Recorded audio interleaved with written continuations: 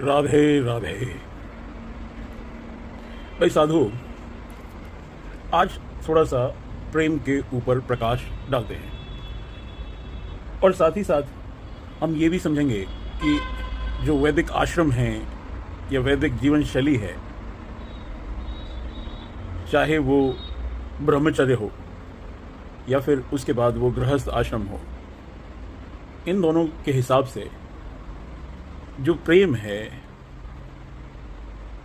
अगर आप किसी को प्रेम कर रहे हैं तो वो किस हिसाब से मोह नहीं है, और ये जो प्रेम है ये निश्चल प्रेम किस हिसाब से होना चाहिए। सबसे पहले तो हमें ये समझना पड़ेगा कि जो आश्रम है, चाहे वो ब्रह्मचर्य हो और उसके बाद में गृहस्थ आश्रम हो। ब्रह्मचर्य का मतलब है कि जब कोई बच्चा पैदा हुआ है और पैदा होने के बाद में उस बच्चे का लालन पालन घर परिवार द्वारा किया जा रहा है और उसके बाद वो शिक्षा ग्रहण करके गृहस्थ आश्रम में जाता है। तो इस दौरान जो माया या मोह का जो प्रेम रूप है वो किस प्रकार का होना चाहिए। आपको समझना पड़ेगा कि जो प्रेम है वो एक निश्चल प्रेम होना चाहिए।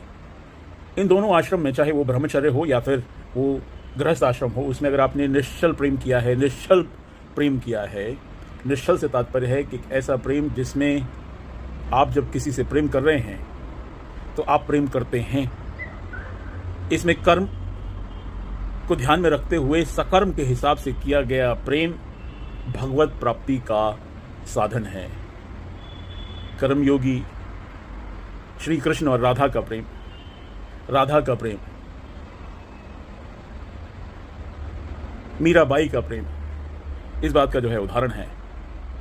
तो अगर आप जिंदगी के ब्रह्मचर्य और साथ साथ अगर आप गृहस्थ आश्रम में हैं, ब्रह्मचर्य आश्रम में आप अपने माँ बाप से प्रेम करेंगे, अपने गुरुओं से प्रेम करेंगे, और गृहस्थ आश्रम में आप अपने जो आपका पार्टनर है उसके साथ आप निश्चल प्रेम करेंगे, तो भगवत प्राप्ति होना जो है 100% तय है।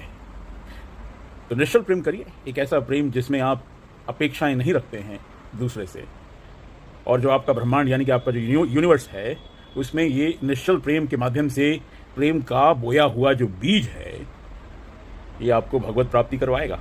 राधे राधे, राधे कृष्णा।